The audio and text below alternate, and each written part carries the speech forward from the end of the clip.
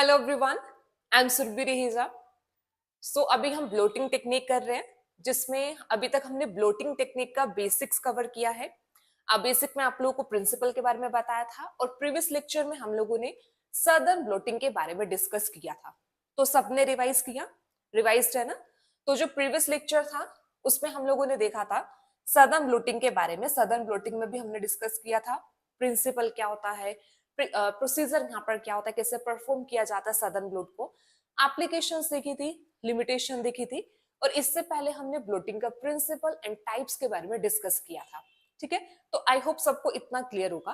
तो अभी हम जो आज करने वाले हैं, हम आज देखेंगे नदन ब्लोटिंग। तो बेसिकली हमारी दो टेक्निक यहाँ पर रहती है ब्लोटिंग में।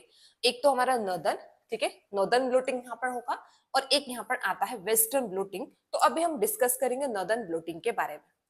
अब देखो, जो नॉर्दर्न ब्लोटिंग यहाँ पर है ना, अगर आप लोगों को सदर्न ब्लोटिंग समझ में आया है, सदर्न ब्लोटिंग कैसे परफॉर्म की जाती है, आप लोगों को वीडियो के थ्रू भी दिखाया गया था कि कैसे लैब में एक्चुअल में सदर्न ब्लोटिंग को परफॉर्म किया जाता है, तो एग्जैक्टली सेम हमारा नॉर्दर्न ब्लोटिंग होता है। ठीक है, तो अगर सदर्न ब्लोटिंग क्लियर है तो नॉर्दर्न ब्लोटिंग को समझने में कुछ भी प्रॉब्लम नहीं आएगी। वो भी बिल्कुल कैसा यहाँ पर होगा, हमारा सदर्न ब्लोटिंग के जैसा ही यहाँ पर रहेगा। ठीक है, रेफरेंस जो बुक का यहाँ पर होगा, मैंने आपको पहले भी मेंशन किया है, ब्लोटिंग टेक्निक के लिए पाथफाइंडर की बुक है। इसके अलावा कुछ भी इधर उधर से, मतलब जैसे एनसीबीआई है, साइंस डायरेक्ट है, ठीक है, ऐसे डिफरेंट वेबसाइट्स है, वहां से आप क्या कर सकते हो, रेफर कर सकते हो। ठीक है, तो अभी देखो यहाँ पर, तो अभी हम नॉर्दर्न ब्लोट को स्टार्ट करेंगे। ठीक है, नॉर्दर्न ब्लोटिंग यहाँ पर देखेंगे, बट इसके लिए इंपॉर्टेंट है सदर्न ब्लोटिंग को डिटेल में समझना, क्योंकि हम रेफरेंस लेके अब चलेंगे। कंपैरिजन के साथ साथ हम डिस्कस करते जाएंगे कि नॉर्दर्न और सदर्न ब्लोटिंग में क्या क्या सिमिलरिटीज होती हैं और एक्चुअल में कहाँ पे डिफरेंस देखने को मिलता है। ठीक है, अब देखते हैं यहाँ पर नॉर्दर्न ब्लोट के बारे में। अब देखो, जो नॉर्दर्न ब्लोटिंग टेक्निक यहाँ पर होगा, अब ब्लोटिंग टेक्निक का एक ये बताया था कि ब्लोटिंग टेक्निक को यूज किया जाता है किस लिए, कि हमारे पास यहाँ पर मिक्सचर ऑफ मॉलिक्यूल्स होते हैं। उन मिक्सचर ऑफ मॉलिक्यूल्स में से जो हमारा इंटरेस्ट का मॉलिक्यूल होता है, जो टारगेट मॉलिक्यूल होगा, उसे सेपरेट आउट करने के लिए हम क्या करते हैं, ब्लोटिंग परफॉर्म करते हैं। ठीक है, अब जैसे सदर्न ब्लोटिंग में क्या किया था, सदर्न ब्लोटिंग में हम लोगों ने डीएनए का किया था ना, हमने वहां पे हर एक जो चीज हमने डिटेल में डिस्कस की थी वो थी रिगार्डिंग डीएनए, कि कैसे डीएनए को सेपरेट आउट किया जाता है, टारगेट डीएनए को कैसे हम यहाँ पे अलग करते हैं, प्रोब्स को यूज करते हैं, स्पेसिफिक टाइप के प्रोब्स होते हैं जो हमारे टारगेट डीएनए मॉलिक्यूल को आइसोलेट करने में हेल्प करते हैं। ठीक है, अब जब हम यहाँ पर नॉर्दर्न ब्लोटिंग की बात करेंगे, तो नॉर्दर्न ब्लोटिंग के लिए हम यहाँ पर क्या करेंगे, अब हम यहाँ पे आरएनए की बात करेंगे। ठीक है, तो अब जो हमारे यहाँ पे टारगेट मॉलिक्यूल होगा, टारगेट मॉलिक्यूल यहाँ पर क्या होगा, इट विल बी आरएनए। तो अब मिक्सचर ऑफ आरएनए है, उसमें से अब हम क्या करेंगे, टारगेट और डिजायर्ड आरएनए मॉलिक्यूल की सेपरेशन यहाँ पे करेंगे। ठीक है, तो अब ये जो नॉर्दर्न ब्लोटिंग टेक्निक यहाँ पर होगा, इसमें यहाँ पर क्या किया जाता है, यहाँ पर किया जाएगा सेपरेशन ऑफ टारगेट आरएनए। ठीक है, जो हमारा टारगेट आरएनए होगा या फिर इंटरेस्ट ऑफ आरएनए। ठीक है, जो भी हमारा यहाँ पर क्या आएगा, इंटरेस्ट ऑफ आरएनए होगा, इसे सेपरेट आउट करेंगे from the mixture of RNA. तो पहला तो बेसिक सिंपल यही है कि मिक्सचर ऑफ आरएनए, हमारे पास डिफरेंट टाइप के मॉलिक्यूल्स है आरएनए के, अब उसमें से हम यहाँ पर क्या करते हैं, अपने टारगेट मॉलिक्यूल को यहाँ पर सेपरेट आउट करते हैं। ठीक है, अब जैसे पहला वाला जो सदर्न ब्लोटिंग था वो था सदर्न ब्लोट हाइब्रिडाइजेशन। ऐसे सेम जो नॉर्दर्न ब्लोटिंग यहाँ पर होता है, it is also called as northern blot hybridization. ठीक है, ये यहाँ पर क्या होगा, ये है northern blot hybridization, and this technique it was developed by, ठीक है, इसको डेवलप किया था अलग अलग साइंटिस्ट यहाँ पर आए थे। ठीक है, डिफरेंट साइंटिस्ट यहाँ पर थे, इट वाज डेवलप्ड बाय, यहाँ पर एक साइंटिस्ट आते हैं जेम्स एल्विन है, और एक यहाँ पर है डेविड कैंप। ठीक है, James Alwine, David Kemp and, और आता है जॉर्ज स्टैंक। ये तीन साइंटिस्ट हैं जिन्होंने जो नॉर्दर्न ब्लोटिंग है इसे डेवलप किया था इन 1977 एट स्टैनफोर्ड यूनिवर्सिटी। ठीक है, तो यहां पर ये टेक्निक डेवलप की गई थी, और this technique is similar to southern blotting. ठीक है, ये क्या है, दिस इज सिमिलर टू ये बिल्कुल कैसे यहाँ पर होती है, it is similar to southern blotting, ठीक है, सदर्न ब्लोटिंग के जैसे यहाँ पर होगी, but only difference is the RNA, कि यहाँ पर जो सेपरेशन होगा वो क्या है, वो यहाँ पर होगा आरएनए मॉलिक्यूल, ठीक है, the only difference is the RNA, ठीक है, तो यहाँ पर जो डिफरेंस आ जाएगा वो आरएनए मॉलिक्यूल का यहाँ पर होगा। अब देखो जब भी हम यहाँ पे टारगेट आरएनए या फिर हमारा जो इंटरेस्ट ऑफ आरएनए होता है, जब भी हम इसके यहाँ पर बात करते हैं तो मोस्ट ऑफ द केसेस में जो हमारा यहाँ पर आता है इट इज एमआरएनए, क्योंकि जब हम आरएनए की बात करते हैं डिफरेंट टाइप के आरएनए होते हैं। अब आरएनए में एमआरएनए भी आता है, टीआरएनए भी आता है, आरआरएनए भी आता है, कुछ नॉन कोडिंग आरएनएस भी होते हैं, डिफरेंट टाइप के आरएनएस यहाँ पर आते हैं। और इसमें से जब हम आरएनए की बात करते हैं तो 5% जो टोटल आरएनए का होता है वो एमआरएनए ही रिप्रेजेंट करता है। तो हम यहाँ पर जो बात कर रहे हैं तो एक्चुअल में हम यहाँ पे किसकी बात कर रहे हैं, हम यहाँ पे बात कर रहे हैं एमआरएनए की, ठीक है। तो यहाँ पर जो हम देखते हैं वो क्या यहाँ पर होगा, एमआरएनए सेपरेशन यहाँ पर होगा, मतलब हमारा जो टारगेट एमआरएनए है उसे यहाँ पर क्या किया जाएगा, सेपरेट किया जाएगा from the mixture of molecule, ठीक है। अब देखो जो नॉर्दर्न ब्लोटिंग यहाँ पर होता है इसको जनरली यूज किया जाता है to study the gene expression, ये बहुत इंपॉर्टेंट है। जो नॉर्दर्न ब्लोटिंग यहाँ पर है, ठीक है, जो ये टेक्निक यहाँ पर होती है, इसलिए इसको क्यों यूज किया जाता है, it is used to study, इसको यूज किया जाता है टू स्टडी जीन एक्सप्रेशन। अब हम जीन एक्सप्रेशन को थोड़ा सा यहाँ पर डिटेल में समझते हैं, जिससे हमें यहाँ पर जो नॉर्दर्न ब्लोट टेक्निक है इसका एक रेफरेंस में समझ में आएगा कि एक्चुअल में ये टेक्निक क्यों डेवलप की गई थी और क्यों यहाँ पे जरूरत पड़ी कि यहाँ पे आरएनए मॉलिक्यूल्स को अलग से यहाँ पर क्या किया जाए, सेपरेट आउट किया जाए, ठीक है। अब हम यहाँ पे जीन एक्सप्रेशन को यहाँ पे थोड़ा सा समझते हैं। अब देखो जब भी हम जीन एक्सप्रेशन की बात करते हैं, ठीक है, अब हम यहाँ पर क्या देख रहे हैं, हम यहाँ पर समझ रहे हैं कि जीन एक्सप्रेशन से मतलब क्या है और कैसे इस टेक्निक को यूज करके हम जीन एक्सप्रेशन को स्टडी करते हैं, ठीक है। अब जीन एक्सप्रेशन से मतलब देखो क्या होता है ना, अब नॉर्मली इतना मतलब एक बेसिक यहाँ पर आता है जो हम नॉर्मल सेंट्रल डोग्मा पढ़ते हैं। अब उसमें क्या करते हैं, हम ये देखते हैं ना कि डीएनए से डीएनए बनता है, फिर डीएनए से क्या होता है, डीएनए से आरएनए बनता है, आरएनए से फिर यहाँ पर क्या है, आरएनए से फिर प्रोटीन बनता है, और इस प्रोसेस को क्या बोला जाता है, इस प्रोसेस को बोलते हैं ट्रांसक्रिप्शन, ट्रांसक्रिप्शन बोलते हैं ना। और ये जो आरएनए से प्रोटीन बनने का प्रोसेस होता है इसे क्या बोला जाता है, यहाँ पर होता है ट्रांसलेशन, ठीक है। तो ये प्रोसेसेस यहाँ पर होते हैं ट्रांसक्रिप्शन, ट्रांसलेशन प्रोसेस। और जब हम जीन एक्सप्रेशन की बात करते हैं तो जीन एक्सप्रेशन से हमारा मतलब होता है ट्रांसक्रिप्शन एंड ट्रांसलेशन से, कि अब ये जो जीन है वो अपने आप को एक्सप्रेस कर रहा है। एक्सप्रेस कैसे कर रहा है कि वो अब एक प्रोटीन की फॉर्मेशन कर रहा है, और प्रोटीन की फॉर्मेशन कैसे यहाँ पर होगी कि पहले होगा ट्रांसक्रिप्शन देन होगी ट्रांसलेशन। तो जब भी जीन एक्सप्रेशन होता है हम बात करते हैं ट्रांसक्रिप्शन एंड ट्रांसलेशन के बारे में, ठीक है। तो अब जीन एक्सप्रेशन से मतलब हमारा ट्रांसक्रिप्शन ट्रांसलेशन से यहाँ पर होता है, तो हम इसको ऐसा भी यहाँ पर बोल सकते हैं कि जीन एक्चुअल में क्या, डीएनए पर ही सेगमेंट जो प्रेजेंट होता है फंक्शनल सेगमेंट, उसी को जीन बोलते हैं। तो एक्चुअल में यहाँ पर क्या होगा, यहाँ पर जो जीन है, जीन ही यहाँ पर क्या करेगा, ये बनाएगा यहाँ पर आरएनए मॉलिक्यूल, और इसे आरएनए से फिर यहाँ पर क्या है, प्रोटीन की सिंथेसिस यहाँ पर होगी, ठीक है। अब हमने देखो क्या करना है ना, ये तो हमारा यहाँ पे जीन एक्सप्रेशन यहाँ पर आता है। अब आता है, अब हमें इस जीन एक्सप्रेशन को स्टडी करना है। अब जीन एक्सप्रेशन को देखो कैसे हम यहाँ पर स्टडी करते हैं। अब इसको ऐसे समझो कि जैसे हमारे पास यहाँ पर क्या है ना, हमारे पास है एक ऑर्गेनिज्म है माउस, ठीक है, माउस यहाँ पर है। अब हमारे पास ये माउस का ये यहाँ पर है डीएनए, ठीक है, ये यहाँ पर क्या है, ये डीएनए, ठीक है। अब ये जो डीएनए यहाँ पर है, अब इस डीएनए में लेट्स सपोज यहाँ पर ये प्रेजेंट है जीन एक्स, ठीक है। अब इसमें यहाँ पर क्या है, यहाँ पर ये प्रेजेंट है जीन एक्स। अब ये जो जीन एक्स है, ठीक है, अब इस जीन एक्स का क्या लेवल ऑफ एक्सप्रेशन होगा, ठीक है, इस जीन एक्स का क्या लेवल ऑफ एक्सप्रेशन होगा इन डिफरेंट टिश्यू। अब हमने यहाँ पर क्या देखना है, हमने यहाँ पर देखना है एक्सप्रेशन ऑफ जीन एक्स, कि यहाँ पर लेवल ऑफ एक्सप्रेशन क्या होगा, level of expression of gene in different tissue. अब आपको क्या करना है, अब आपको इस चीज को स्टडी करना है कि ये जो जीन एक्स है ये डिफरेंट टिश्यू में, ठीक है, इसका लेवल ऑफ एक्सप्रेशन यहाँ पर क्या होगा, डिफरेंट टिश्यू। अब टिश्यू में जैसे यहाँ पर क्या है, जैसे यहाँ पर कुछ हार्ट हो सकता है, ठीक है, कि हार्ट के जो टिश्यूज है वहां पर कैसे ये एक्सप्रेस करता है।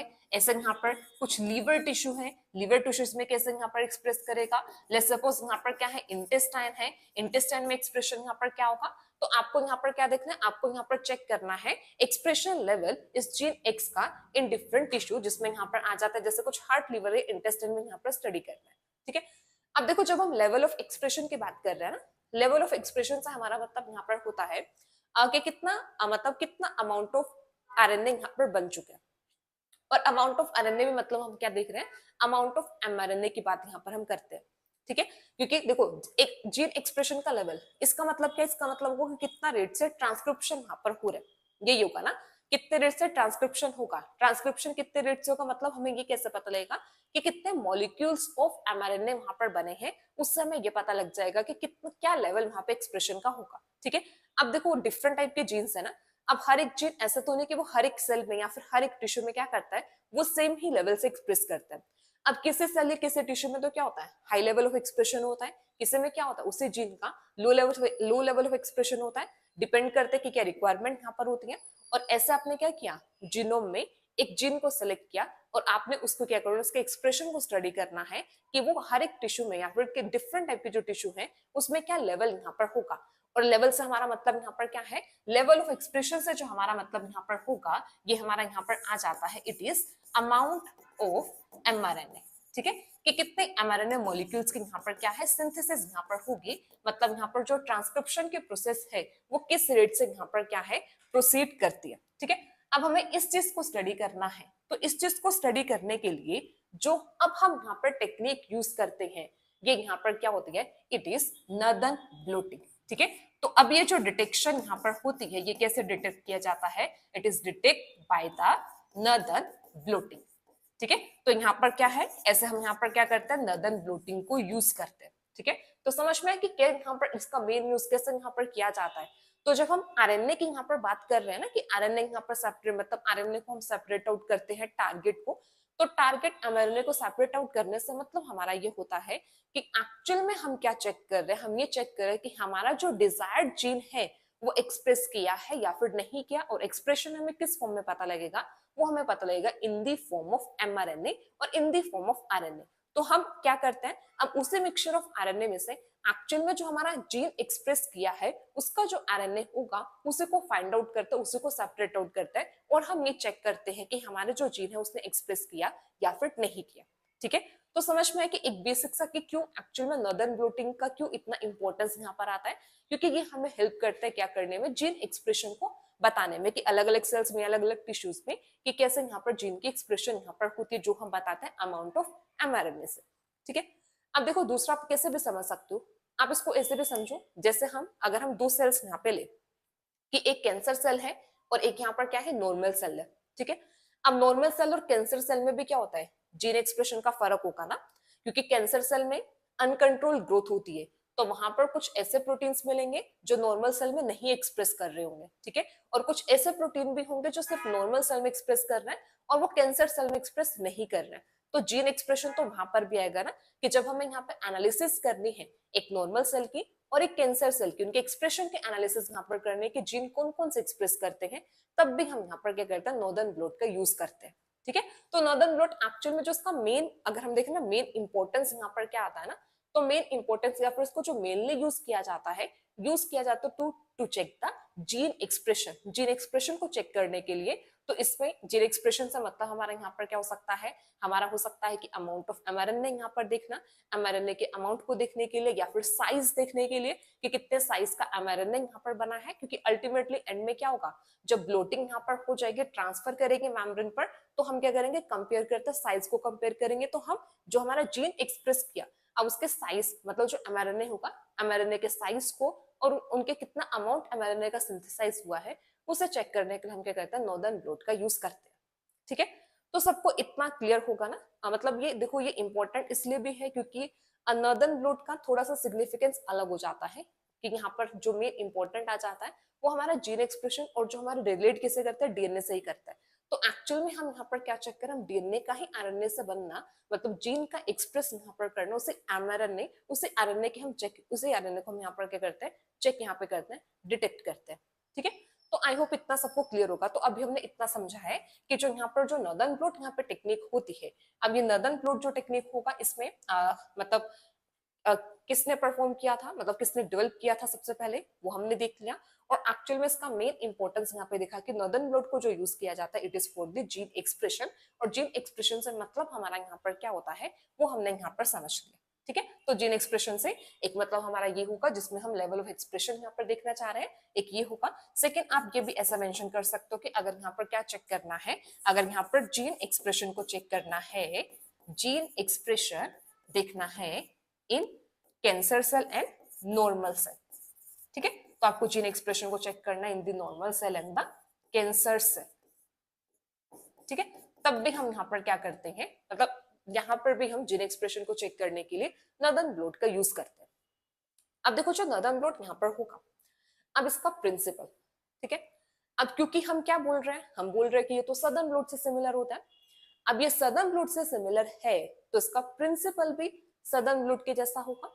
और आप लोगों को स्टार्टिंग में भी बताया था कि जो ब्लोटिंग टेक्निक होती है, ब्लोटिंग टेक्निक का जो प्रिंसिपल है, जितने भी डिफरेंट ब्लोटिंग टेक्निक है सबका प्रिंसिपल सेम ही रहता है, क्योंकि हम हर एक प्रिंसिपल में, हर एक टेक्निक में डिफरेंट टाइप की जो ब्लोटिंग है, अब उनमें हम कॉमन तो यही करते हैं ना कि पहले इलेक्ट्रोफोर्सेस करेंगे, सेपरेशन यहाँ पर होगा, इलेक्ट्रोफोर्सेस के बाद फिर नेक्स्ट हम क्या करेंगे, ब्लोटिंग करेंगे, मतलब मेम्ब्रेन पर ट्रांसफर करेंगे, और मेम्ब्रेन पर ट्रांसफर करने के बाद फिर डिटेक्शन यहाँ पर होगा बाय यूजिंग प्रोब्स, और या फिर हम क्या बोलेंगे हाइब्रिडाइजेशन आएगा।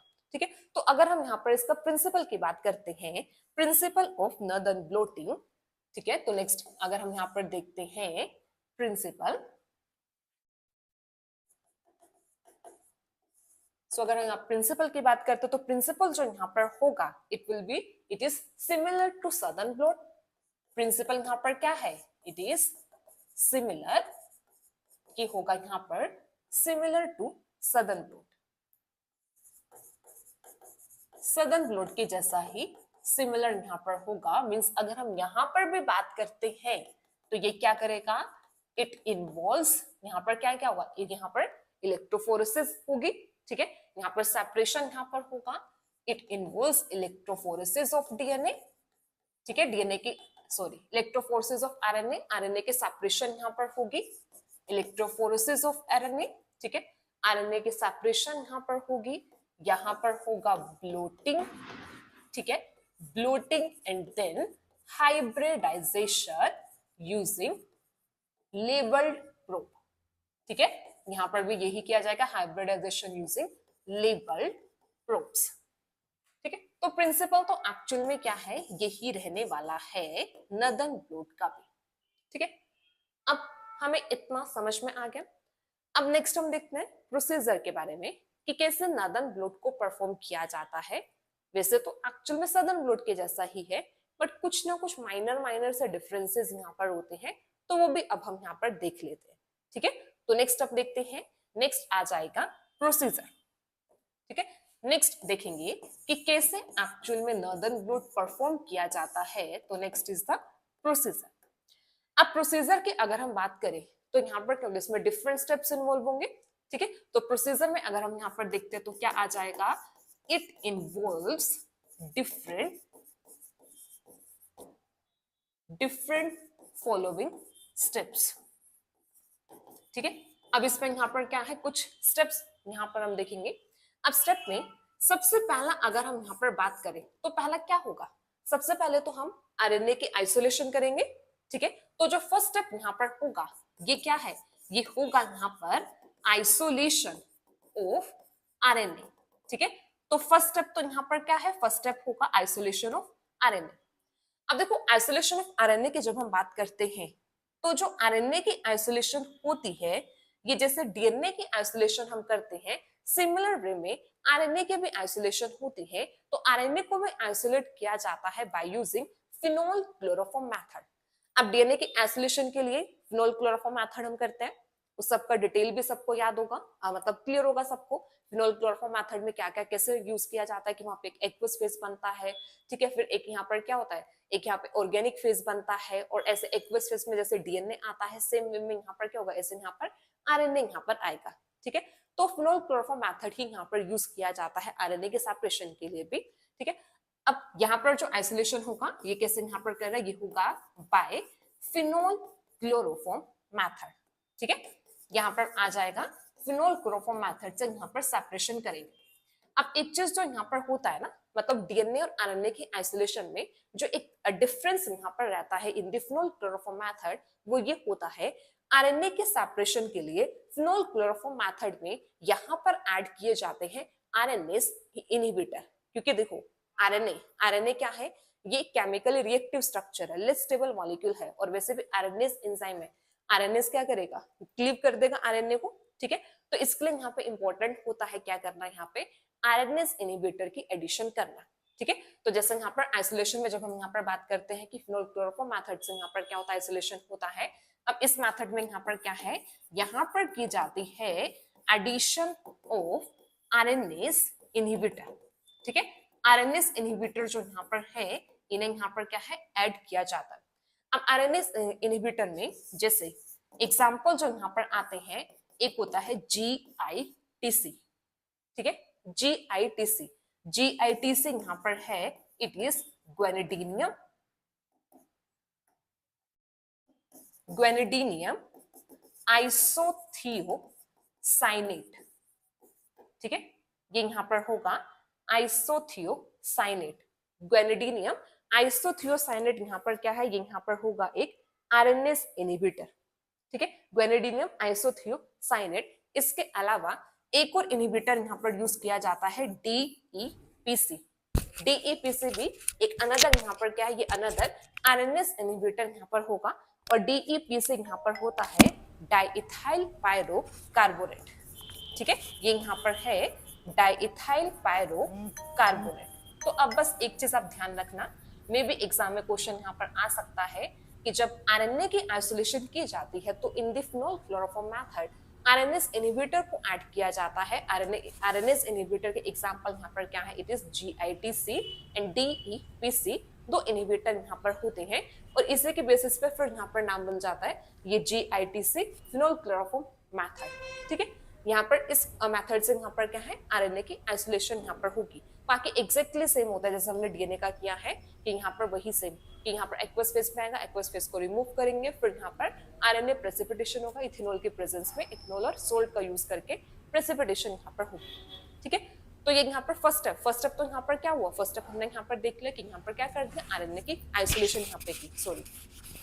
ठीक है, फर्स्ट स्टेप में तो यहाँ पर क्या है, ये आ जाएगा आरएनए आइसोलेशन। अब इसके बाद जो सेकंड स्टेप यहाँ पर होगा, अब जब से आरएनए की आइसोलेशन यहाँ पर होगी, आरएनए की आइसोलेशन के बाद अब नेक्स्ट क्या करेंगे, नेक्स्ट अब सेपरेशन यहाँ पर होगा, साइज के बेसिस पे सेपरेट आउट किया जाएगा। तो सेकंड स्टेप अब यहाँ पर क्या जाएगा, इलेक्ट्रोफोरेसिस। ठीक है, तो आरएनए आइसोलेशन के बाद अब जो सेकंड स्टेप यहाँ पर होगा, सेकंड स्टेप यहाँ पर क्या है, it will be the RNA electrophoresis. ठीक है, आरएनए इलेक्ट्रोफोरेसिस ये होगा। अब आरएनए इलेक्ट्रोफोरेसिस में मतलब यहाँ पर क्या करेंगे, अब यहाँ पर किया जाएगा एग्रोस्टल इलेक्ट्रोफोरेसिस।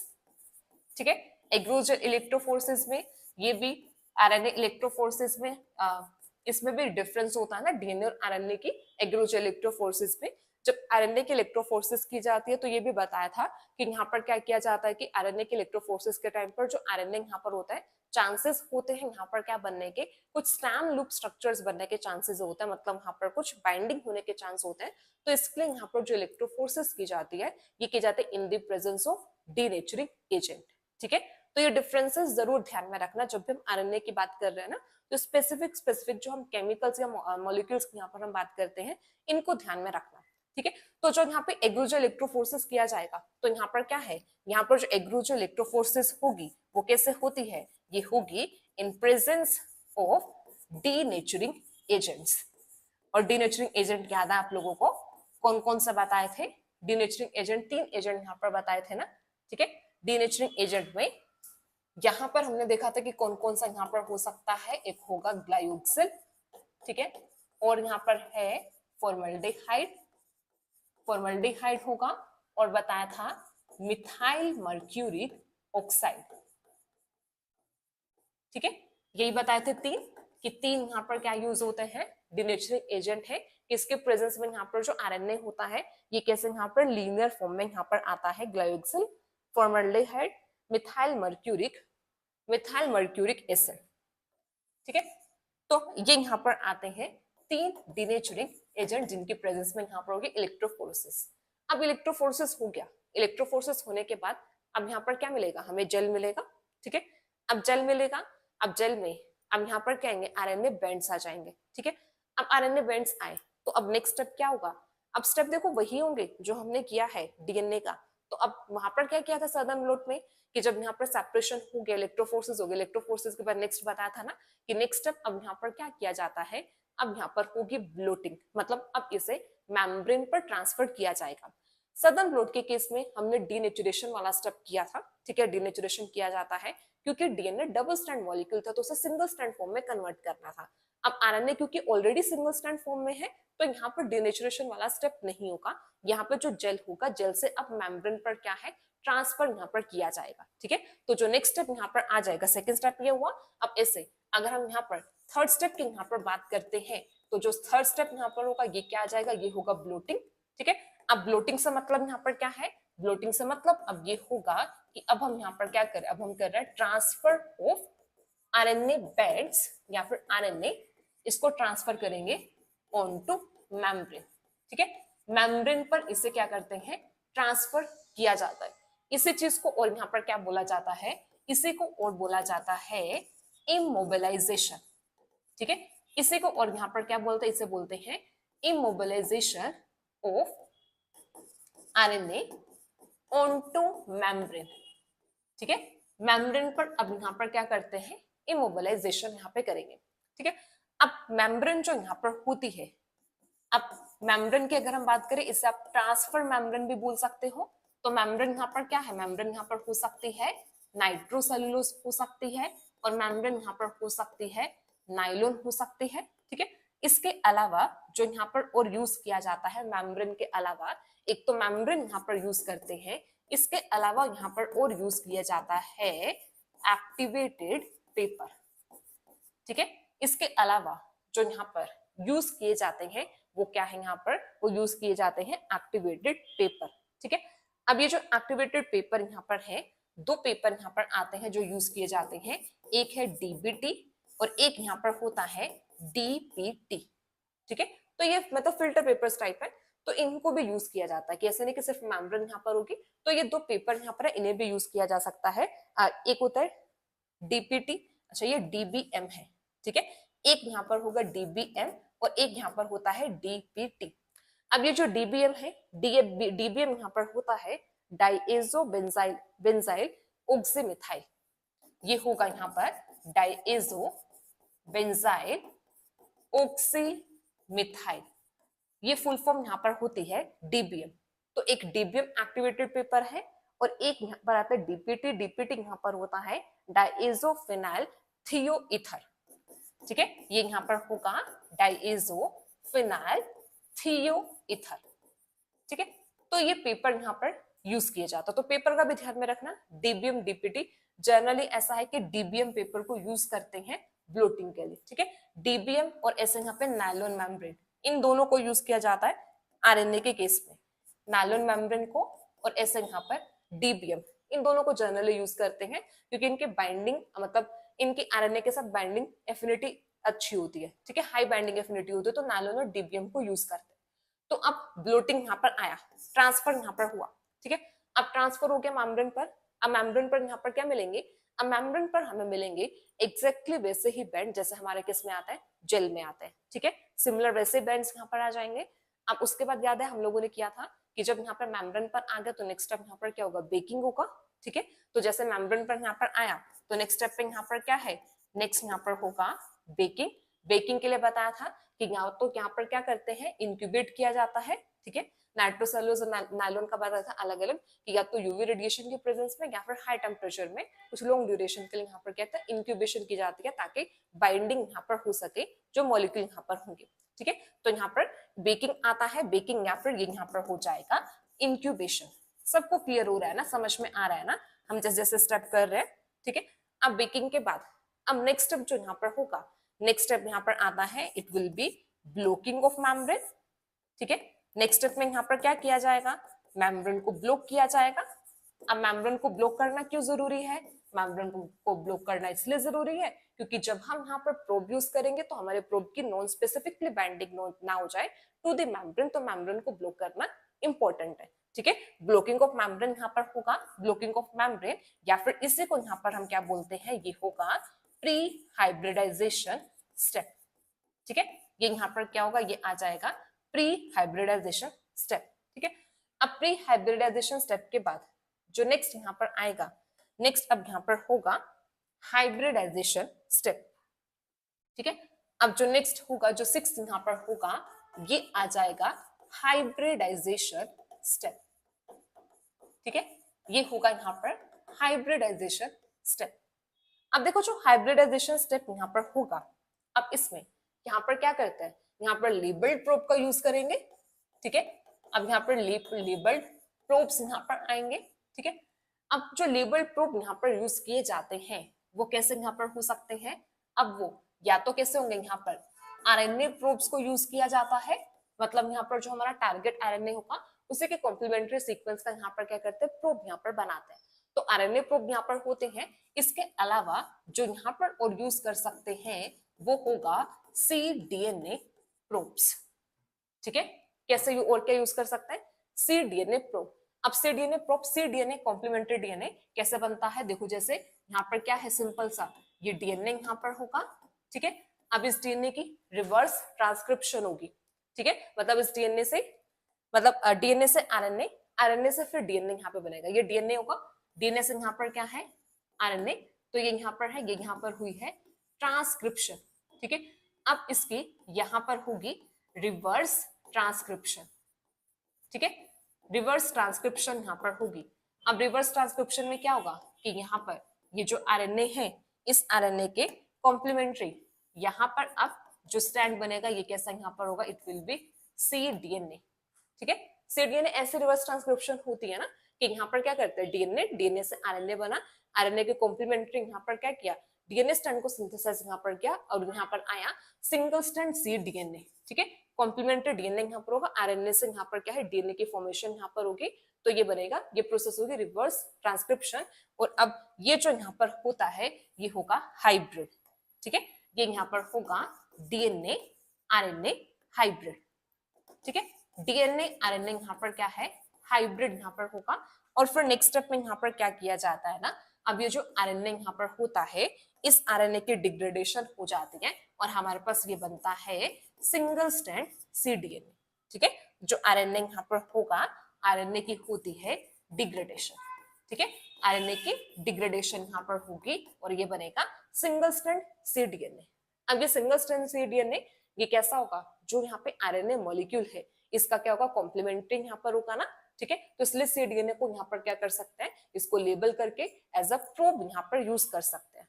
तो या तो आरएनए ऐसा बना दो, ठीक है, आरएनए ऐसा बना दो कि यहाँ पर जो कॉम्प्लीमेंट्री सीक्वेंस जिसके पास प्रेजेंट हो, या फिर क्या कर सकते हैं, cDNA को यहाँ पर यूज कर सकते हैं। तो दोनों टाइप की प्रोब है जो यहाँ पर यूज किए जाते हैं। ठीक है, तो यहाँ पर आरएनए प्रोब्स भी होगा और यहाँ पर cDNA प्रोब्स भी आ जाते हैं और ये लेबल्ड होंगे। लेबल्ड में जैसे पहले भी बताया कि यहाँ पर जो लेबलिंग है, रेडियो लेबलिंग भी हो सकती है। ठीक है, यहाँ पर मेनली तो रेडियो लेबलिंग ही की जाती है, रेडियो लेबल्ड हो सकते हैं, रेडियो लेबल्ड यहाँ पर होंगे।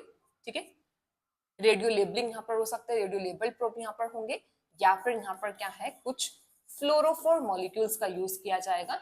ठीक है, फ्लोरोफोर मतलब कुछ फ्लोरोसेंट डाइज का या फ्लोरोफोर मॉलिक्यूल्स के साथ टैगिंग यहाँ पर की जाएगी। तो टैग्ड प्रोब्स बोल दो या फिर लेबल्ड प्रोब्स बोल दो, ऐसे प्रोब्स को यहाँ पर क्या है, यूज किया जाएगा। ठीक है, अब जब यहाँ पर हाइब्रिडाइजेशन होगा तो हाइब्रिडाइजेशन के बाद क्या करेंगे, अब नेक्स्ट स्टेप में वॉशिंग करेंगे। वॉशिंग किस लिए, कि हमारा जो भी यहाँ पर ऐसे प्रोब्स है जो बाइंड नहीं किए, कुछ भी जो नॉन स्पेसिफिक या अनवांटेड जो प्रोब्स वहां पर है वो सब वॉश आउट हो जाए। सिर्फ हमारा जो बाइंडेड प्रोब होगा, जो स्पेसिफिकली प्रोब की बाइंडिंग है टू द टारगेट लोकेशन, वही सिर्फ क्या रहे, मेम्ब्रेन पर प्रेजेंट हो। बाकी सब जितना भी सबको रिमूव करने के लिए फिर नेक्स्ट स्टेप में क्या किया जाता है, वॉशिंग। ठीक है, तो नेक्स्ट स्टेप यहाँ पर क्या आ जाएगा, नेक्स्ट यहाँ पर होगा सेवेंथ स्टेप जो यहाँ पर होगा, it will be the washing. इसके लिए वॉशिंग बफर्स होते हैं, तो वॉशिंग बफर जो नॉन स्पेसिफिकली बाइंड प्रोब्स होते हैं उन सबको रिमूव करने का काम करते हैं, ठीक है। अब प्रोबिंग के बाद, वॉशिंग के बाद नेक्स्ट स्टेप यहाँ पर हो जाएगा डिटेक्शन। अब डिटेक्शन में हम क्या करेंगे, डिटेक्शन में यहाँ पर होगा कि अगर हमारा रेडियो लेबल प्रोब है तो यहाँ पर किया जाएगा ऑटो रेडियोग्राफी, ठीक है। तो यहाँ पर क्या करेंगे, ऑटो रेडियोग्राफी यहाँ पे करेंगे। और ऑटो रेडियोग्राफी में मतलब यहाँ पर क्या है, यहाँ पर एक्सरे फिल्म के थ्रू यहाँ पर अब हमें क्या मिलेगा, अब हमें यहाँ पर मिल जाएगा ब्लोट, ठीक है, हमें ब्लोट मिल जाएगा। फिर ये जो ब्लोट यहाँ पर होगा, फिर इस ब्लोट को, इसको हम इस ब्लोट के यहाँ पर क्या करते हैं, इसको कंपेयर करते हैं टू डिटरमाइन द साइज, ठीक है। साइज को डिटरमाइन करने के लिए हम क्या करते हैं, इसे कंपेयर करते हैं। तो जैसे डीएनए लेडर होता है ऐसे आरएनए लेडर भी होता है। आरएनए लेडर जैसे जेल इलेक्ट्रोफोर्सेस करेंगे, आरएनए के इलेक्ट्रोफोर्सेस होगा, तो उस मोमेंट पर यहाँ पर आरएनए लेडर भी ऐड किया जाता है। और फिर आरएनए लेडर में जो डिफरेंट साइजेस ऑफ आरएनए होंगे उसके साथ कंपेयर करके यहाँ पर देखा जाएगा कि जो हमारा एमआरएनए ब्लोट यहाँ पर आया है इसका अब यहाँ पर मतलब साइज क्या होगा, ठीक है। तो प्रोसीजर समझ में आया। तो आपको जो मेन क्या ध्यान में रखना है, ध्यान में रखोगे आरएनए के आइसोलेशन के लिए दो इनहिबिटर बताए, कौन कौन सा बताए, जीआईटीसी बताया और एक यहाँ पर बताया था डीईपीसी, वो दो इनहिबिटर याद रखना। फिर इसके बाद आरएनए के इलेक्ट्रोफोर्सेस के लिए डिनेचरिंग एजेंट, 3 डिनेचरिंग एजेंट बताए हैं, वो तीनों याद रखना, ठीक है। फिर इसके बाद नेक्स्ट हमने किया ट्रांसफर, ट्रांसफर के लिए 2 मेम्ब्रेन बताई थी पहले ही। अभी क्या किया हमने, 2 एक्टिवेटेड पेपर्स के जो यूज किए जाते हैं डीबीएम और डीपीटी पेपर्स है, ये पेपर्स का यहाँ पे ध्यान में रखना, ठीक है। फिर इसके बाद हमने यहाँ पर क्या है प्रोब के बारे में, तो जो प्रोब यहाँ पर होगा किस टाइप के, यहाँ पर आरएनए प्रोब और दूसरा यहाँ पर क्या है सीडीएनए प्रोब से जो यहाँ पर क्या करता है यूज किए जाते हैं, ठीक है। बाकी सब तो वही रहता है, मतलब डीएनए के जैसा ही है, सदन के जैसा ही है, वही फॉलो मतलब स्टेप का जो सीक्वेंस है वही होगा, बस थोड़ा थोड़ा सा माइनर चेंजेस यहाँ पर आ जाते हैं, ठीक है।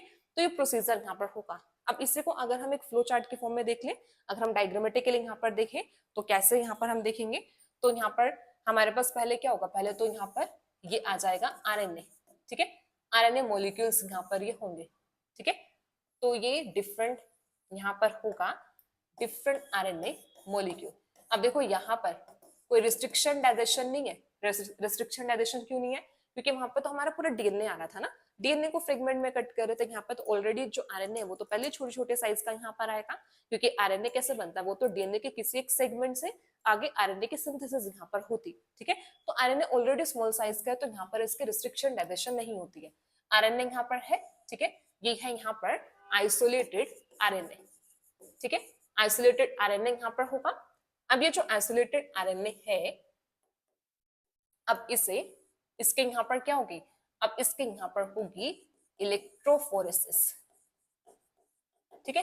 तो आरएनए यहाँ पर हुआ, आरएनए की अब यहाँ पर आ जाएगी नेक्स्ट, मतलब यहाँ पर इलेक्ट्रोफोरेसिस। तो इलेक्ट्रोफोरेसिस में अब हमें यहाँ पर क्या मिलेगा, अब हमें यहाँ पर मिलेगा बेड, ठीक है, ये जेल है। अब इस जेल में हमें यहाँ पर कैसे ऐसे, ये ऐसे समझो ये लेडर, तो ऐसे यहाँ पर क्या है, हमें ये मिला है जेल पैटर्न, ठीक है। तो ये यहाँ पर आया है, ये होगा जेल पैटर्न, ठीक है। फिर इसके बाद नेक्स्ट स्टेप क्या किया जाएगा, अब नेक्स्ट स्टेप इलेक्ट्रोफोरेसिस के बाद अब होगी नेक्स्ट ब्लोटिंग, ठीक है, ब्लोटिंग होगी। अब ब्लोटिंग में क्या करेंगे, अब ब्लोटिंग में यहाँ पर लेंगे पेपर, ठीक है, ट्रांसफर यहाँ पर होगा और पेपर पर यहाँ पर क्या किया जाएगा, ट्रांसफर किया जाएगा। अब ट्रांसफर में ध्यान रखना ये बिल्कुल एग्जैक्टली वैसा है जैसा हमने यहाँ पर सदन ब्लोटिंग में किया था। ट्रांसफर जो यहाँ पर होता है यहाँ पर भी सेम ट्रांसफर होगा और वो ट्रांसफर यहाँ पर है कैपिलरी ट्रांसफर। कैपिलरी ट्रांसफर याद है कि कैसे यहाँ पर बताया था, ठीक है, कि जैसे यहाँ पर क्या होगा, नीचे स्पोर्ट होगा, फिर यहाँ पर मेम्ब्रेन होगी, ठीक है, जेल होगा, मेम्ब्रेन होगा, फिर ऊपर हैवी वेट रखा जाता है और फिर कैपिलरी एक्शन से बफर ऐड किया था, कैपिलरी एक्शन से फिर यहाँ पर क्या मेम्ब्रेन पर ट्रांसफर होता है, ठीक है। जैसे देखो ये सेम बिल्कुल ये, ठीक है, ये कैपिलरी ट्रांसफर ऑफ आरएनए यहाँ पर हो रहा है। तो कैपिलरी ट्रांसफर में यहाँ पर देखो ये स्पोर्ट यहाँ पर है, ये यहाँ पर ट्रांसफर बफर होगा, ठीक है, फिर ये जेल यहाँ पर है, फिर ऐसे नायलॉन मेम्ब्रेन यहाँ पर होगी।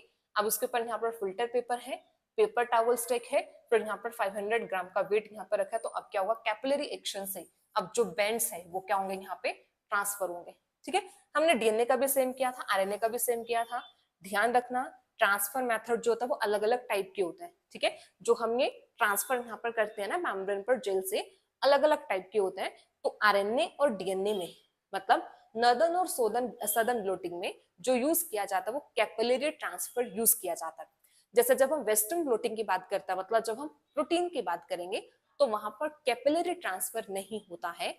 वहां पर जो बेस्ट मेथड होता है जिससे प्रोटीन की ट्रांसफर होती है वो इलेक्ट्रोफोरेटिक होता है, इलेक्ट्रो ट्रांसफर होता है, वो हम वेस्टर्न ब्लोटिंग में करेंगे। ठीक है, तो एक ट्रांसफर मेथड भी ध्यान में रखना। मे बी क्वेश्चन बन सकता है यहाँ से कि मतलब आरएनए या फिर डीएनए के जो ट्रांसफर यहाँ पर होता है तो किस टाइप का ट्रांसफर मेथड यहाँ पे यूज किया जाता है। तो कैपिलरी ट्रांसफर होता है in the northern and southern blotting में। वेस्टर्न में इलेक्ट्रोफोरेटिक ट्रांसफर होता है, इलेक्ट्रो ट्रांसफर होता है, वो हम वेस्टर्न ब्लोटिंग में देखेंगे। ठीक है, तो यहाँ पर जब ट्रांसफर हुआ ना, मतलब ये स्टेप यहाँ पर आया, कैपिलरी ट्रांसफर यहाँ पर हुआ है, और कैपिलरी ट्रांसफर के बाद हमें फिर यहाँ पर क्या है, मेम्ब्रेन पर हमें यहाँ पर क्या मिलेंगे, हमें यहाँ पर एग्जैक्टली सेम यहाँ पर क्या मिलेगा, बैंड पैटर्न यहाँ पर आएगा। ठीक है, तो अब ये यहाँ पर क्या है, ये यहाँ पर होगी मेम्ब्रेन।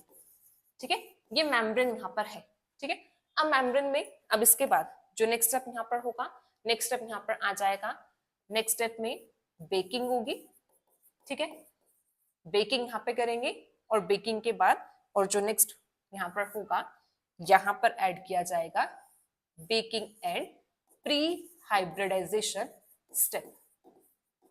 ठीक है, baking and pre hybridization step मतलब यहाँ पर अब प्रोब्स को ऐड किया जाएगा, मतलब प्रोब को ऐड भी नहीं कर रहे हैं, यहाँ पे मेम्ब्रेन को ब्लॉक किया जाएगा। ठीक है, baking and pre hybridization step होगा, मतलब मेम्ब्रेन ब्लॉकिंग यहाँ पर होगी। ठीक है, अब मेम्ब्रेन ब्लॉकिंग के बाद नेक्स्ट अब यहाँ पर क्या आ जाएगा, अब यहाँ पर होगा हाइब्रिडाइजेशन। ठीक है, नेक्स्ट अब हाइब्रिडाइजेशन होगा ना, अब हाइब्रिडाइजेशन में क्या आएगा कि अब यहाँ पर जो हमारी मेम्ब्रेन है, अब मेम्ब्रेन में जो mRNA मॉलिक्यूल यहाँ पे प्रेजेंट है, ये लेडर यहाँ पर है। ठीक है, ऐसे यहाँ पर ये सीक्वेंस है। अब इसमें यहाँ पर अब किसकी एडिशन होगी, अब एडिशन होगी प्रोब की ना। ठीक है, अब प्रोब यहाँ पर ऐड करेंगे। ठीक है, अब ये प्रोब ऐसा भी हो सकता है कि वो कहीं और भी जाके, ठीक है, जैसे बाइंड करे। ठीक है, बाइंडिंग हो सकती है। फिर इसके लिए अब नेक्स्ट स्टेप में यहाँ पर क्या किया जाता है, नेक्स्ट स्टेप में अब की जाती है वॉशिंग। वॉशिंग किस लिए, कि यहाँ पर जो भी नॉन स्पेसिफिक बाइंडेड प्रोब्स हैं इनको रिमूव करने के लिए। ठीक है, अब इन्हें रिमूव किया जाएगा, सॉरी, अब इन्हें रिमूव करेंगे। तो अब यहाँ पर अब हमें यहाँ पर क्या मिलेगा कि जो हमें बैंड पैटर्न यहाँ पर अब मिलेगा, अब इसमें जो हमारा प्रोब है वो बाइंड करेगा अपने टारगेट मॉलिक्यूल के साथ। ठीक है, फिर यहाँ पर अब हम नेक्स्ट यहाँ पर करते हैं एक्सरे फिल्म में यहाँ पर देखते हैं, और फिर हमें यहाँ पर क्या मिलता है, हमें मिलेगा ब्लोट। ठीक है, तो ये स्टेप यहाँ पर रहेंगे ना, कि जब हम नॉर्दर्न ब्लोटिंग की बात करेंगे तो ये डिफरेंट स्टेप्स है जो रहेंगे, ये प्रोसीजर यहाँ पर होगा। ठीक है, तो बेकिंग जो यहाँ पर ट्रांसफर वाला है, ट्रांसफर वाला यहाँ पर ध्यान में रखना कि यहाँ पर कैसे कैपिलरी ट्रांसफर यहाँ पे किया जाता है, सदर्न और नॉर्दर्न दोनों में ही कैपिलरी ट्रांसफर करते हैं। ठीक है, और अगर हम ऐसे स्टेप देखें तो देखो यही सेम है, सैंपल से आरएनए एक्सट्रैक्शन होगा, इलेक्ट्रोफोर्सेस करेंगे, आरएनए सेपरेटेड होंगे बाय दिस साइज। फिर नॉर्दर्न ब्लोटिंग यहाँ पे transfer of RNA two membrane, membrane पर ट्रांसफर करने के बाद लेबल्ड प्रोब की एडिशन, लेबल्ड प्रोब ऐड हुए। ठीक है, फिर वॉशिंग के बाद फिर यहाँ पे विजुअलाइजेशन आरएनए और एक्सरे फिल्म। तो जैसे यहाँ पर देखो 3 जगह यहाँ पे प्रोब की बाइंडिंग है, तो ऐसे यहाँ पर क्या है, ये 3 बैंड्स हमें यहाँ पे मिले। ठीक है, तो ये यहाँ पर क्या है, ये यहाँ पर आता है ब्लोट। ठीक है, समझ में आया। तो ऐसे यहाँ पर क्या है, विजुअलाइजेशन यहाँ पर की जाती है। ठीक है, तो ऐसे हम यहाँ पर क्या है, नॉर्दर्न ब्लोट को परफॉर्म करते हैं। अब इसी में ना अब एक चीज और आप यहाँ पे ध्यान में रखना, मतलब क्या अब एक चीज और यहाँ पर समझनी है। अब देखो वो क्या समझेंगे ना, जैसे मैंने आप लोगों को ये बताया था कि जैसे जब हम आरएनए की बात करते हैं, आरएनए से मतलब हमारा यहाँ पर क्या होता है कि एमआरएनए है ना, कि जो हमारे एमआरएनए होते हैं ये 5% ऑफ टोटल आरएनए को क्या करते हैं, रिप्रेजेंट करते हैं बेसिकली। तो जब भी हम स्पेसिफिकली यहाँ पर एक्सप्रेशन की भी बात करेंगे तो हम mRNA यहाँ पर देखते हैं, क्योंकि mRNA हमारा कोडिंग RNA होता है, जिसके पास जेनेटिक कोड्स होते हैं जो आगे चल के क्या करता है, प्रोटीन बनाता है, मतलब प्रोटीन के लिए कोड करता है, अमाइनो एसिड्स यहाँ पर बाइंड करते हैं इन्हीं कोड्स के बेसिस पर। ठीक है, तो mRNA कोडिंग होता है ना, तो इसलिए एक्सप्रेशन में जब भी बात करते हो तो mRNA की ही मेनली बात की जाती है। अब जो यूकेरियोटिक mRNA होता है, यूकेरियोटिक mRNA को सेपरेट आउट करना ना बहुत इजी है। अब देखो कैसे समझना है। अब देखो हमने सैंपल लिया है ना, सैंपल्स हमने आरएनए को सेपरेट कर लिया, आरएनए की आइसोलेशन कर ली, जैसे हमने डीएनए का किया, ऐसा हमने आरएनए की आइसोलेशन की। अब जिस सेम मेथड बताया कि फिनोल क्लोरोफॉर्म मेथड होगा, इससे हम क्या करेंगे, आरएनए की आइसोलेशन कर लेंगे, है ना। अब उस आरएनए की आइसोलेशन में भी अब यहाँ पर क्या हमें तो डिफरेंट टाइप के आरएनए मिलेंगे ना, कि वहाँ पे टीआरएनए भी होगा, आरएनए भी होगा, और डिफरेंट टाइप के आरएनए होते हैं कि एसएन है, एसएन सब मिलेगा, एमआरएनए भी होगा। बट अभी हमें इस आरएनए में से भी हमें हमारा मेन एमआरएनए चाहिए, और उस मेन जो एमआरएनए डिफरेंट एमआरएनए मॉलिक्यूल होंगे उसमें से फिर हमें टारगेट एमआरएनए चाहिए। तो आप एक चीज समझ लो कि जब आरएनए की आइसोलेशन यहाँ पर होगी तो हमें सिर्फ आरएनए में भी, अगर हमें वहां पर स्पेसिफिकली किसकी बात करनी है, हमें स्पेसिफिकली चाहिए एमआरएनए की पॉपुलेशन, एमआरएनए की मतलब वहां पे अमाउंट चाहिए। अब वो डिफरेंट टाइप के एमआरएनए होंगे, उस डिफरेंट टाइप के एमआरएनए में से हम फिर अपना डिजायर्ड एमआरएनए को क्या करते हैं, सेपरेट आउट करते हैं with the help of blotting. अब ये आता है कि जब हमें इतने सारे आरएनएस मिलते हैं तो उसमें से एमआरएनए को कैसे अलग किया जाता है। समझ लो, समझ में आया सबको, ये पॉइंट समझ में आया कि जब आरएनएस यहाँ पर आए हैं तो उसमें से एमआरएनए को स्पेसिफिकली कैसे अलग किया जाए। ठीक है, तो इसके लिए देखो इजी यहाँ पर क्या किया जाता है ना, तो ये यहाँ पर है, ये होती है mRNA isolation, mRNA isolation from different type of RNA. ठीक है, कि अलग अलग टाइप के आरएनए प्रेजेंट है, उसमें से एमआरएनए की आइसोलेशन है तो वो कैसे एक्चुअल में की जाती है। अब इसके लिए आप लोग को बस एक बेसिक सा कॉन्सेप्ट समझना है। बेसिक कॉन्सेप्ट ये है कि जब हम एमआरएनए की बात करते हैं और यूकेरियोटिक एमआरएनए जब हम यहाँ पर बात करते हैं स्पेसिफिकली, तो इसमें यहाँ पर क्या होता है, यहाँ पर प्रेजेंट होती है पोली ए टेल। ठीक है, यहाँ पर क्या प्रेजेंट होगी, प्रेजेंट होगी पोली ए टेल, और ऐसे यहाँ पर 5 प्राइम पर यहाँ पर क्या होती है, कैप प्रेजेंट होती है। It is the feature of eukaryotic mRNA कि यहाँ पर 5 प्राइम कैप और 3 प्राइम टेलिंग होती है। तो बस अब इसी चीज को यूज करते हैं। ठीक है, इसी चीज को यूज देखो कैसे करेंगे ना। अब इसको यूज करने के लिए यहाँ पर क्या किया जाता है, क्रोमेटोग्राफी यहाँ पर करते हैं। ठीक है, अब इस क्रोमेटोग्राफी में कॉलम क्रोमेटोग्राफी जैसे यहाँ पर है, सेपरेशन के लिए यहाँ पर ना क्रोमेटोग्राफी की जाती है। ठीक है, क्रोमेटोग्राफी यहाँ पर कॉलम क्रोमेटोग्राफी, ये क्या है, ये यहाँ पर होगा कॉलम। ठीक है, अब इस कॉलम में क्या किया जाता है, यहाँ पर इमोबिलाइजेशन होती है पोली टी, पोली टी ओलिगोन्यूक्लियोटाइड की ना, यहाँ पर क्या करते हैं इमोबिलाइजेशन। तो यहाँ पर क्या किया ना, पोली टी कंटेनिंग जो यहाँ पे न्यूक्लियोटाइड्स, मतलब ये जो ओलिगोन्यूक्लियोटाइड यहाँ पर होगा, इसे यहाँ पर क्या किया, इसे यहाँ पे इमोबिलाइज्ड कर दिया। ठीक है, इमोबिलाइजेशन यहाँ पर की पोली टी।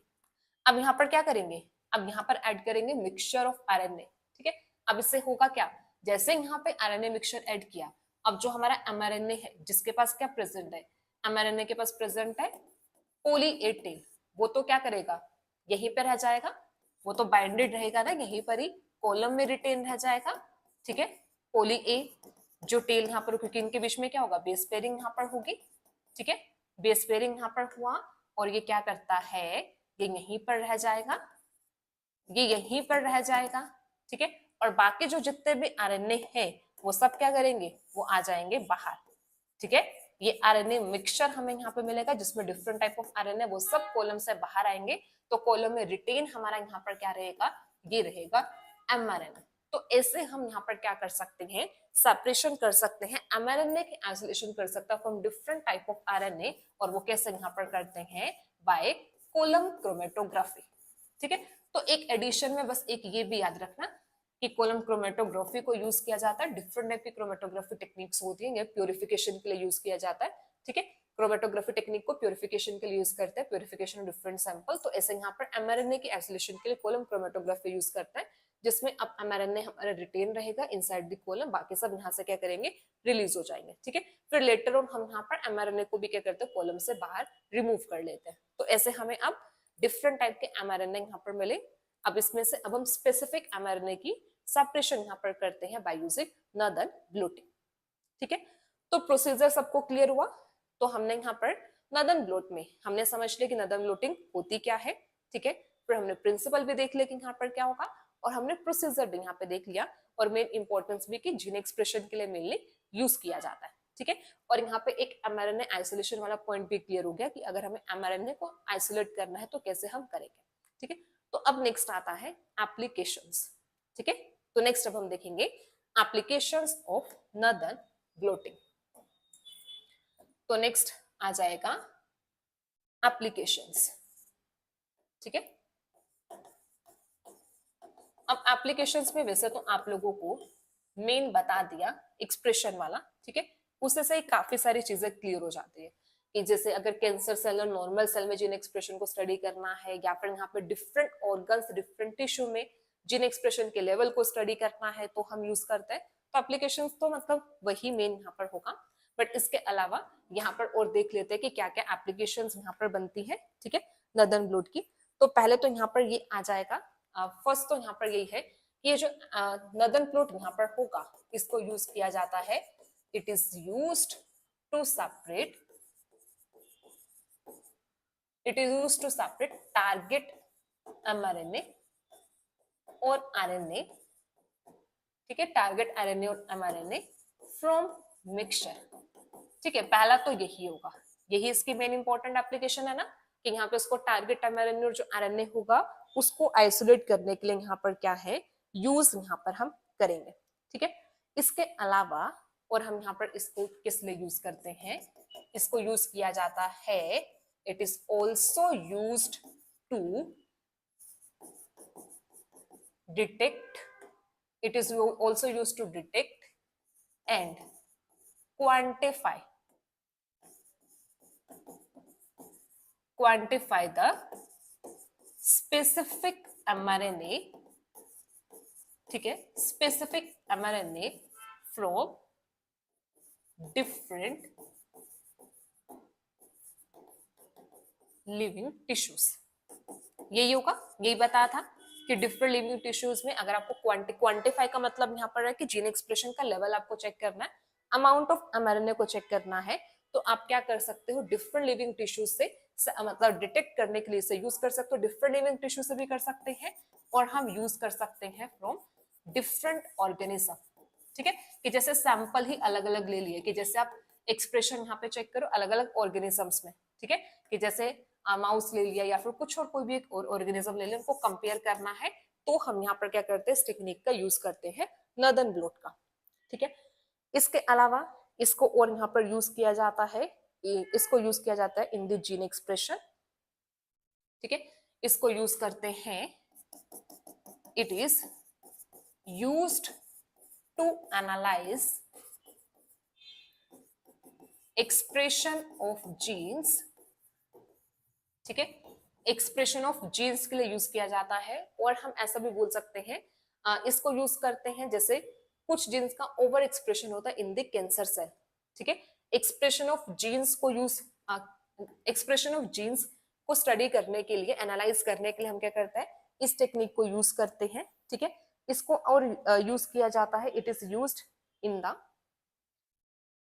ये आ जाएगा also used in the study related to overexpression of genes, ठीक है, overexpression of genes in cancer cells, ठीक है। कैंसर सेल में ओवर एक्सप्रेशन जो यहाँ पर होगा उसे यूज स्टडी करने के लिए क्या करते हैं, यहाँ पर यूज करते हैं। तो यहाँ पर ओवर एक्सप्रेशन इसके लिए भी यूज किया जा सकता है, और साथ के साथ और इसे यूज किया जाता है and gene expression during transplant rejects, ठीक है, जब ट्रांसप्लांटेशन होता है तो उस टाइम पर जो रिजेक्शन होता है, ठीक है, तो ट्रांसप्लांट रिजेक्ट्स के टाइम पर जो भी जीन एक्सप्रेशन होता है, इसके लिए भी क्या करते हैं, नॉर्दर्न ब्लोट को यूज करता है। मतलब वही बेसिकली जीन एक्सप्रेशन है, तो कहीं पर भी जीन एक्सप्रेशन है तो उसके लिए क्या किया जाता है, इसे यूज किया जाता है। ठीक है, इसके अलावा और इसे यूज करते हैं in the detection of viral micro RNA. ठीक है, इसको यूज करते हैं, it is used in the detection of viral micro RNA. मतलब जैसे कुछ वायरल इन्फेक्शंस होते हैं, तो वायरल इन्फेक्शन में वायरल माइक्रो आरएनए को डिटेक्ट करने के लिए यूज किया जाता है। ठीक है, तो viral micro RNA that place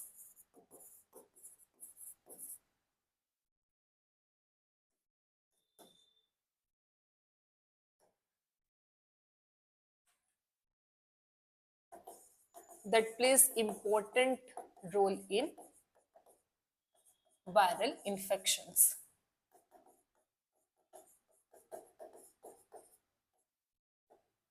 ठीक है, तो ऐसे माइक्रो आरएनए की जो डिटेक्शन है, इसके लिए क्या किया जाता है, यूज स्टडी करने के लिए यूज करते हैं।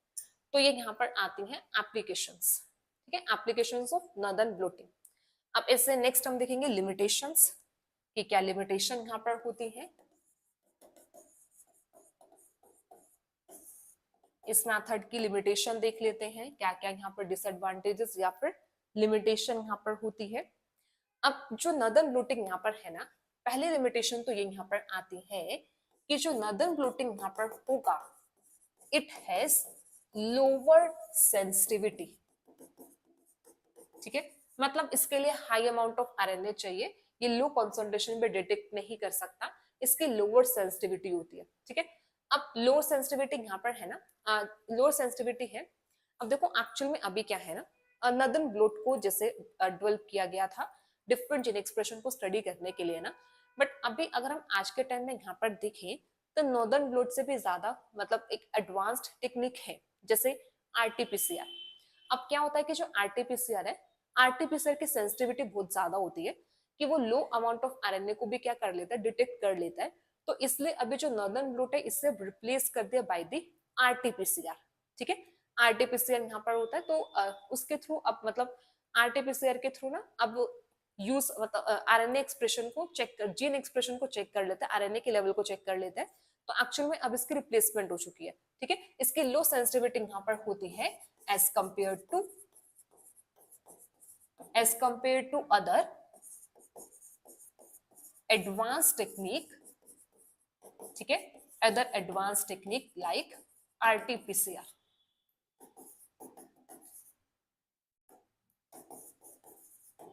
ठीक है, तो इसलिए अब ये जो यहाँ पर होगा ना, आरटीपीसीआर क्वांटिटेटिव मेजरमेंट दे देता है। ठीक है, तो इसलिए अब यहाँ पे नॉर्दर्न ब्लोट को एक्चुअल में रिप्लेस कर दे आरटीपीसीआर से। ठीक है, दूसरा यहाँ पर आता है कि ये जो टेक्निक होती है, ये टेक्निक है टाइम कंज्यूमिंग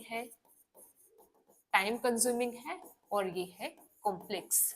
ठीक है, कि यहाँ पर इतने सारे मेथड स्टेप्स यहाँ पर देखने होते हैं, टाइम कंज्यूमिंग प्रोसेस है और कॉम्प्लेक्स प्रोसेस यहाँ पर होती है। ठीक है, और इसमें यहाँ पर एक हम हाँ ये भी लिख सकते हैं, ये यहाँ पर क्या है, it require large amount of RNA and high quality of RNA. ठीक है, हाई क्वालिटी ऑफ आरएनए। तो इसी रीजन से अभी इसकी मतलब ये इसकी लिमिटेशन यहाँ पर आती है। ठीक है, तो इसलिए आरटीपीसीआर को यूज किया जाता है ओवर द नॉर्दर्न ब्लोटिंग। तो ये यहाँ पे हमारा नॉर्दर्न ब्लोटिंग कंप्लीट होता है। तो सबको समझ में आया नॉर्दर्न ब्लोटिंग में। तो नॉर्दर्न ब्लोटिंग में क्या क्या याद रखोगे, मेन प्रिंसिपल वगैरह सब कुछ तो वही पहले वाला है, बस प्रोसीजर में दो चार चीजें याद रखना कि यहाँ पर आइसोलेशन का, इलेक्ट्रोफोर्सेस का, ट्रांसफर का, ठीक है, ट्रांसफर में मेम्ब्रेन का, प्रोब्स का याद रखना कैसे परफॉर्म किया जाता है। फिर इसके बाद यहाँ पर एप्लीकेशंस में जीन एक्सप्रेशन के लिए नॉर्दर्न ब्लोट को यूज करते हैं। ठीक है, तो हमारा यहाँ पे नॉर्दर्न ब्लोट कंप्लीट होता है, सेकंड यहाँ पे कंप्लीट है। तो इसके बाद अभी हमारा नेक्स्ट वेस्टर्न ब्लोट यहाँ पर होगा। तो आज के लेक्चर में इतना ही रखते हैं, नॉर्दर्न ब्लोट तक। तो नेक्स्ट लेक्चर में हम लोग वेस्टर्न ब्लोटिंग के बारे में देखेंगे। सेम ऐसे ही वेस्टर्न ब्लोटिंग का यहाँ पर क्या प्रिंसिपल होता है, क्या प्रोसीजर यहाँ पर होता है, एप्लीकेशंस क्या रहती हैं। थोड़ा डिफरेंट होगा वेस्टर्न ब्लोटिंग, क्योंकि नॉर्दर्न सदर्न जो है वो सिमिलर हो जाता है, वेस्टर्न हमारा प्रोटीन के लिए होगा तो वो अलग यहाँ पर आ जाएगा।